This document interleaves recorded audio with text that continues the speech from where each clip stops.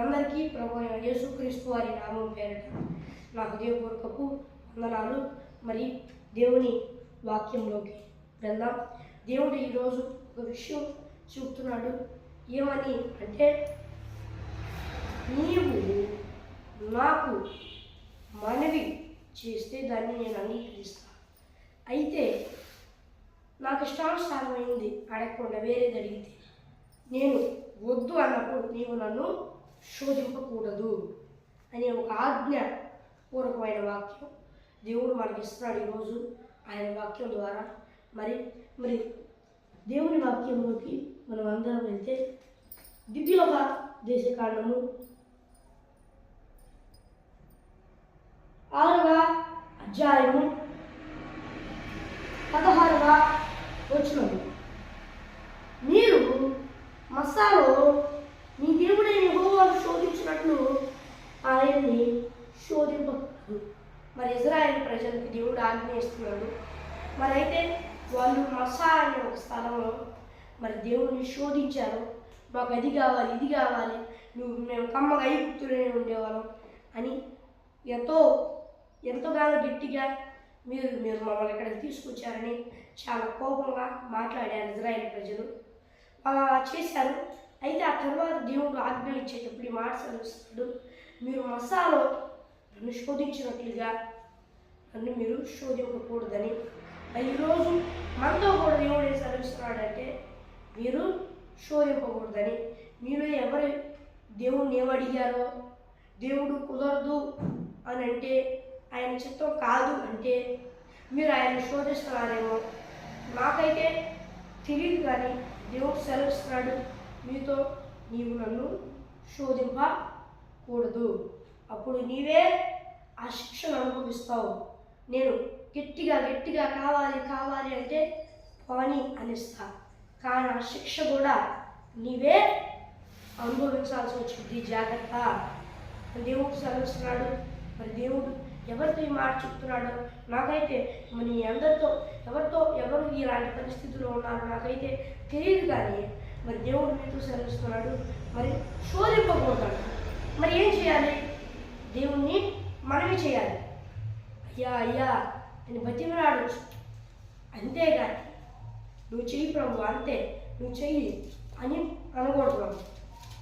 దేవుడు ఏం చెబుతున్నాడంటే, నీ మనవి ఏంటి అని ఎస్తేరు గ్రంథంలో రాజు అడిగాడు.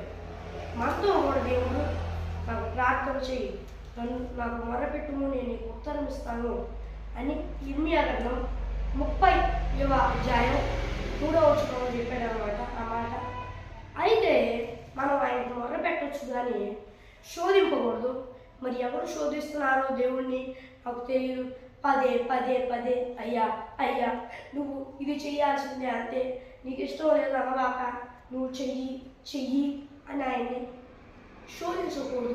శోధించవాకండి అని దేవుడు సెలవిస్తున్నాడు. మరి దేవుడు ఈరోజు వాగ్దానపూర్వకంగా సెలవిచ్చేది ఏమిటి అంటే, నన్ను శోధించవాక నా కుమారుడా, నా కుమార్తె అని దేవుడు సెలవిస్తున్నాడు. ఎవరు శోధిస్తున్నారో నాకు తెలియదు కానీ శోధింపవాకండి దేవునికి ఇష్టానుసారంగా బ్రతకండి. అయితే ఆయన్ని శోధింపవాకండి. ఆయన్ని శోధిస్తే ఎంతో ప్రమాదం. కాబట్టి ఎందుకంటే ఆయన సర్లే అడుగుతుంది కదా అని ఇస్తాడు. అయితే ఆ శిక్ష కూడా మనమే అనుభవించాల్సి వస్తుంది. కాబట్టి మనం దేవుణ్ణి శోధించకూడదు. కాబట్టి మనం అందరం దేవుణ్ణి శోధించకుండా ఆయన ఇష్టానుసారంగా బ్రతకాలని దేవుడు ఆశిస్తున్నాడు. కనుక మనందరం దేవుణ్ణి, దేవా అయ్యా సహాయం చేయి, దేవుని శోధించకూడదు అయ్యా అని వేడుకోవాలి. ఎవరు దేవుణ్ణి శోధించకూడదని దేవుడు సెలవిస్తున్నాడు. ఇజ్రాయేల్ ప్రజల గురించి మనం చదువుకున్నట్లయితే ఆయన వాక్యం కొన్నిసార్లు దేవుణ్ణి శోధించారు, దానివల్ల శిక్ష కూడా వాళ్ళు అనుభవించారు. కాబట్టి మనం దేవుణ్ణి శోధించకూడదు. కాకపోతే బతిమలాడుకోవచ్చు, వేడుకోవచ్చు. దేవుడు తప్పకుండా కృప చూపిస్తాడు. మన ప్రార్థన బలమైంది. అయితే ఒకటి గుర్తుపెట్టుకోవాలి, దేవుడు మాత్రం శోధించకూడదు. శోధిస్తే అది మనకే ఇబ్బంది. దేవా నీవే కృప చూపి అని వేడుకోవాలి. శోధించకూడదు ఆయన్ని. యేసయ్యా నువ్వు చెయ్యి, నీకు ఇష్టం కాదు అంటున్నావు నువ్వేమో అంటే, ఒకవేళ దేవుడు నీతో నా ఇష్టం కాదు ఇది అన్నా, ఒకవేళ ఆయన వాక్యాల ప్రకారం అది ఆయన ఇష్టం కాకపోయినా దేవా అంతే అని అనకూడదు అనమాట. మరి ఎవరు అనకూడదు, ప్రార్థించాలి దేవా యేసయ్యా కృప చూపి అని, అంతే తప్ప శోధించకూడదు. మరి దేవుడి మాటలు ఆశీర్వదించును గాక. మరి బల్లారాధన కార్యక్రమం వచ్చే ఆదివారం తీసుకున్నాం బల్లారాధన. అయితే ఒక్క మాట ఏంటంటే ఈ నెల వరకే అలా వచ్చే నెల నుండి మొదటి ఆదివారమే బల్లారాధన జరిగింది. మరి ప్రార్థన చేస్తున్నాం.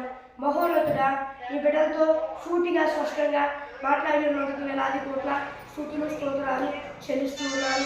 అయ్యా యేసయ్యా మహోన్నతుడా సర్వాధికారి నాయన, ఈ ఆదివారం ఆరాధనకు వచ్చిన ప్రతి ఒక్కరిని ఆశీర్వదింపమని వేడుకుంటున్నాను. అయ్యా యేసయ్యా మరి కొన్ని అనివార్య కారణాలను బట్టి ఈ రోజు జరగలేకపోయినందుకు మన్నించు నాయన. మరి ప్రతి ఒక్కరిని ఆశీర్వదించి దేవా నాయన అందరినీ కాపాడు. ఈరోజు కొంతమంది రాలేకపోయారు, వారిని కూడా నడిపించు దేవా యేసయ్యా నాయన. వారికి కూడా నీ కృప చూపించి మరి ఒక సమస్య నుండి తప్పించు. యేసు నామములో అడుగుచున్నాను నా పరలోకమందున నా పరమ తండ్రి, ఆమేన్. మరి ఆశీర్వాదం తీసుకున్నాం. మన తండ్రి దేవుని ప్రేమ, మన ప్రభు అయిన కృప, పరిశుద్ధాత్మ సహవాసం మనకు సకల పరిశుద్ధులను సదాకాలం తోడని నడిపించుగాక. ఆమేన్. Praise lord.